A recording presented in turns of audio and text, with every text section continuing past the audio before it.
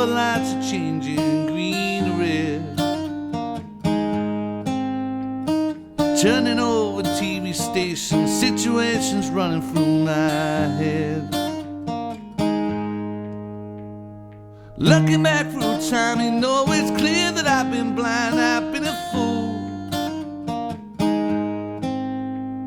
to open up my heart to all that jealousy, that bitterness, that ridicule.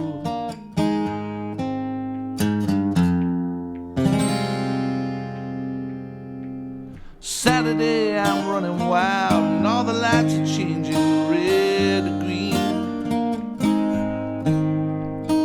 Moving through the crowd, I'm pushing chemicals or rushing in my bloodstream.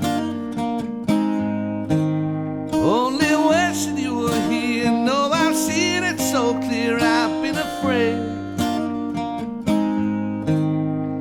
to show you how I really feel, admit to some of those bad mistakes I've made. If you want it, come and get it, crying out loud. The love that I was giving you was never in doubt. Let go of your heart, let go of your head, I'm failing now. Let go of your heart, let go of your head, I'm failing now. Babylon,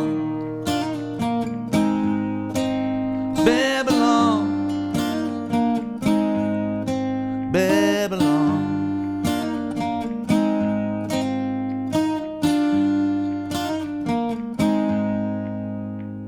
Sunday, all the lights in London, shining sky fading red or blue. Kicking through the autumn leaves and wondering where it is you might be going to. Turning back for home, you know I'm feeling so alone, I can't believe. Climbing on the stair, I turn around to see you smiling there in front of me. And if you want it, come and get it, crying out loud. The love that I was giving you was never in doubt.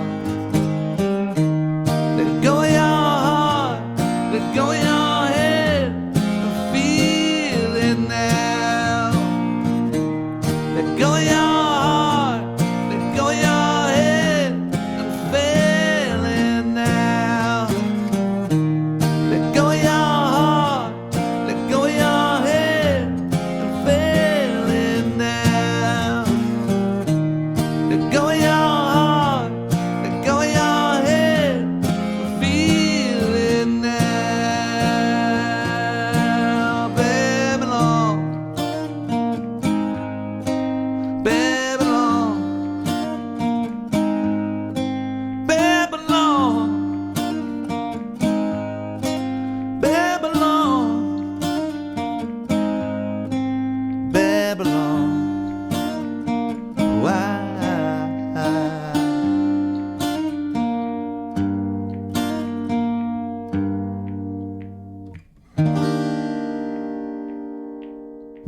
Well, hello there. Welcome to this first step of actually playing Babylon. We've been doing a bunch of hammer-on and pull-off exercises in order to prepare ourselves for this very interesting little song by David Gray.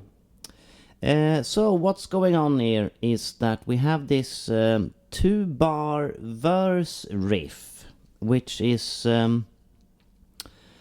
it's been quite a challenge. Let me put it that way. And then we have a chorus, which isn't that difficult. I've also built a second guitar part so we can play this song together. There the verse was pretty easy, and the chorus was pretty easy as well, actually. So it's this, the main verse part for guitar 1 is easily the most complicated and difficult and frustrating part about this song. So today we are going to look at how to tackle this. We're also going to look at the chorus 1 and chorus 2 actually. So lots of examples here to go through, and then next time we'll play the entire song with a singer. And then following that we'll do the second guitar so we can play it together. Okay, so what is going on here is that David Gray has created a guitar part which sounds amazing. It's got great note choices, very good rhythm, but it's almost impossible to play. And you can see this. There's a video of him actually demonstrating this at home, or I think it's at home, or in his studio, whatever.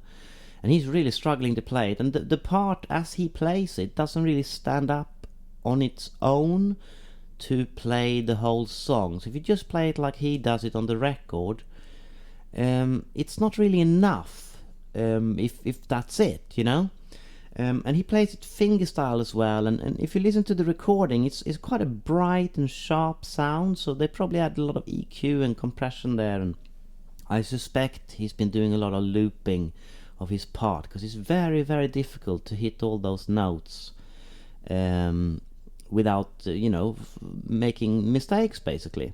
So what I've done is that I've breaking it down into its smallest components, just that little melody that the riff is, and then built it from there.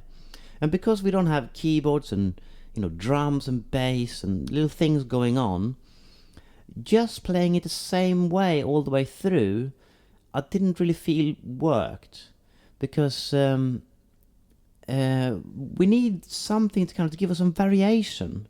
It's not strong enough. In any way you dress this riff up, it's not strong enough to carry the song throughout all these verses, which have amazing lyrics, by the way. Oh my god, the lyrics are fantastic. Anyway, right, let's get to it. So if we break this down into the smallest components, and this is what the riff is. So we're coming in on the 4 end, 1, 2, 3, 4. That note there, which is, the chord is actually a D major 9 over F sharp,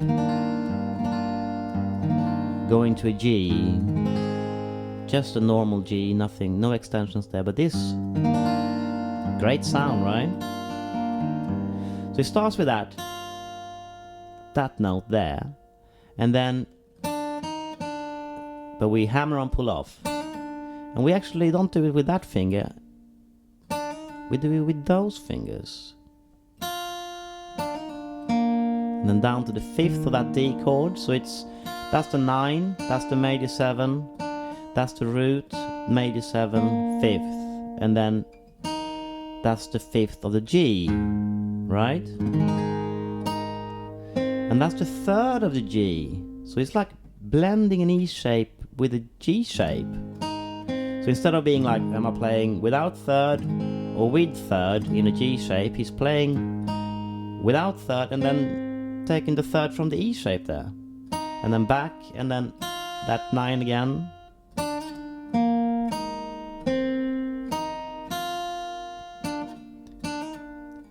It's tricky with that little finger, isn't it? And you preferably want to let that note ring, but it's kind of impossible.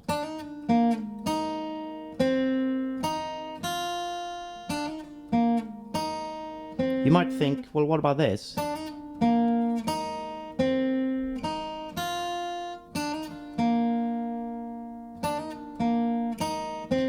It won't work in the long run once we start using other notes, so let's just stick with this.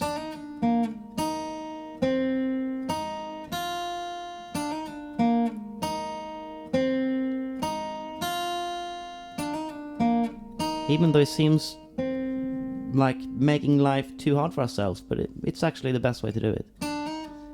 Little finger, hammer on, pull off.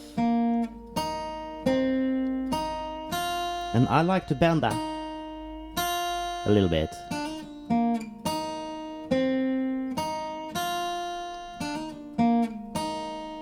So this is example 1, and then in example 2 we're gonna add the bass note, but let's just get this right first. Here it is to a click.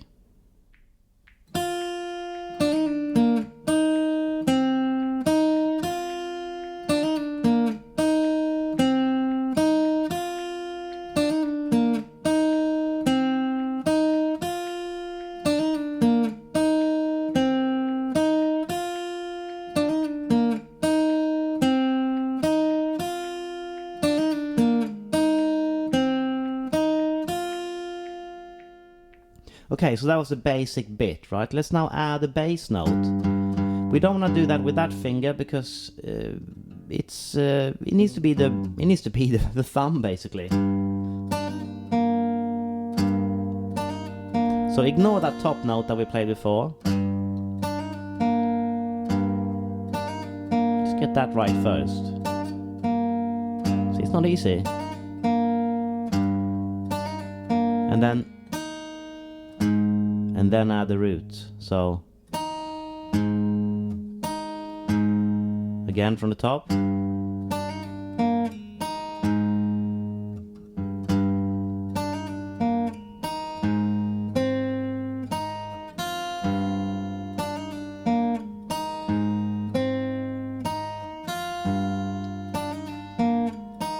See, I'm trying to let that ring there. But obviously, once you do that, you've automatically muted the top string.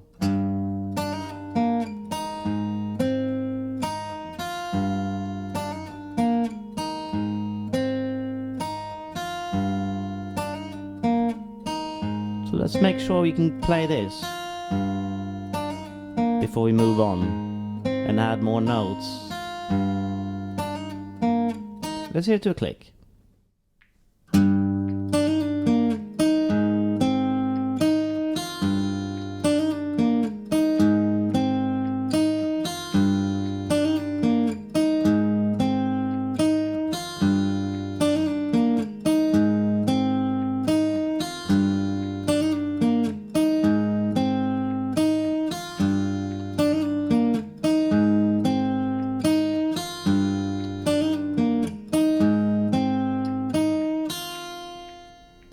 Okay, example 3. So now the tricky bit begins here. So we start with that bass note again. If you look at the tab, ignore that. That comes in once we loop it. So just not that, just the bass note. And now we're gonna play this again. But we're gonna add a top string. This is the most difficult bit. So if you wanna do that,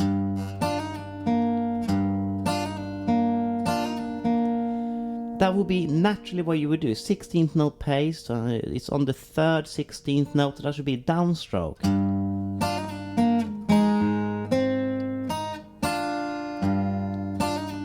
But then, we don't really hear that note anymore, so the only way around this, and this took me forever to work out, but the only way around this is to play this with an upstroke.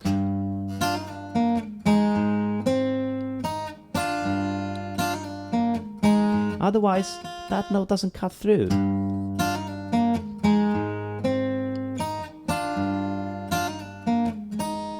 It's hard.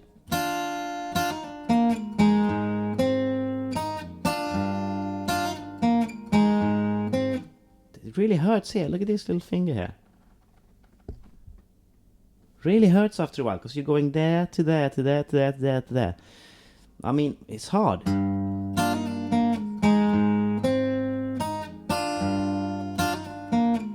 So if you want to simplify it, you can just ignore that top note there and just play it.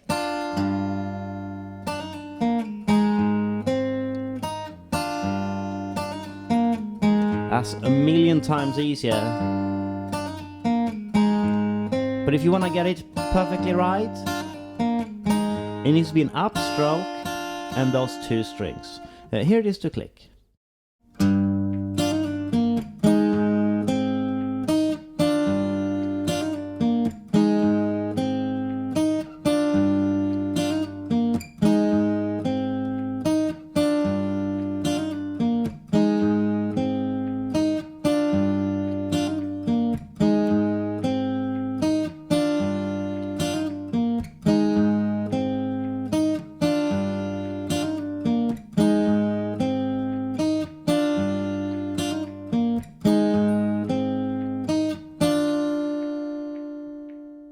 So not easy, right? It's really difficult. It's so hard, man. It took me so long to work out because I was stuck with playing a downstroke all the time. And I was like, well, does it really matter that that note's there? Can I just not... And And you can do that, you know. You can just ignore that top string. Because if you try to include it playing a downstroke, it just sounds like a mistake, like hitting a string that's not supposed to be there. But if you hit it with an upstroke,